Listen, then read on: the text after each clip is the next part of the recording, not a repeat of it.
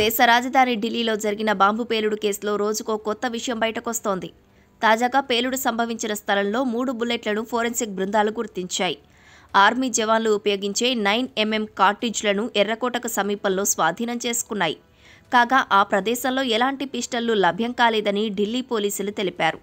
పేలుడు ఘటన తర్వాత నుంచి దర్యాప్తు చేస్తున్న పోలీసులు భద్రతా సిబ్బందికి జారీ చేసిన బుల్లెట్లను కూడా తనిఖీ చేసినట్లు తెలిపారు.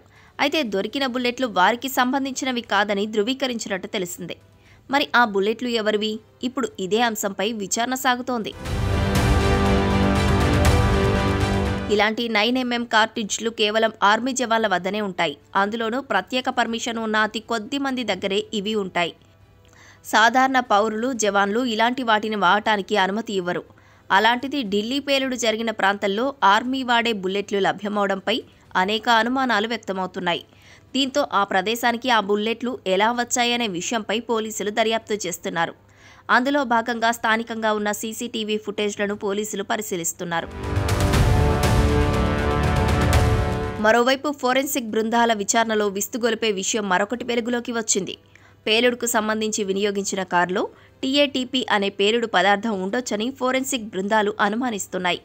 అయితే ఢిల్లీలో జరిగిన కారు బాంబు పేలుళ్లలో ఈ పేలుడు పదార్థం వాడినట్లు పూర్తిగా నిర్ధారించకపోయినప్పటికీ అదే అయి ఉండొచ్చని దర్యాప్తు సంస్థలు అనుమానం వ్యక్తం చేస్తున్నాయి. అలా అయితే ఖచ్చితంగా అది ఉగ్రవాదుల నుంచే వారి చేతికి అంది ఉంటుందని భావిస్తున్నారు. సాధారణంగా టీఏటీపీని పేల్చివేయడానికి అమోనియం నైట్రేట్ల డిటోనేటర్లు అవసరం లేదని, దానికి అధిక వేడి తాకితే ఆ పేలుడు పదార్థం ఆటోమేటిక్గా విస్ఫోటనం చెందుతుందని అధికారులు చెబుతున్నారు. ఈ విషయం ఖచ్చితంగా కారు నడుపుతున్న ఉగ్రవాది ఉమర్కు తెలుసని, అయినప్పటికీ రద్దీ ప్రదేశాల్లో కారు నడిపారని ఫోరెన్సిక్ బృందాలు భావిస్తున్నాయి. ఇక టీఏటీపీ పేలుడు పదార్థాన్ని మదర్ ఆఫ్ సైతాన్గా భావిస్తారు. 2015లో ప్యారిస్లో జరిగిన బాంబు పేలుళ్లు, 2016 బ్రసెల్స్, 2017 మాంచెస్టర్ పేలుళ్ల తర్వాత టీఏటీపీ వాడకం గురించి బాహ్య ప్రపంచానికి తెలిసిందే.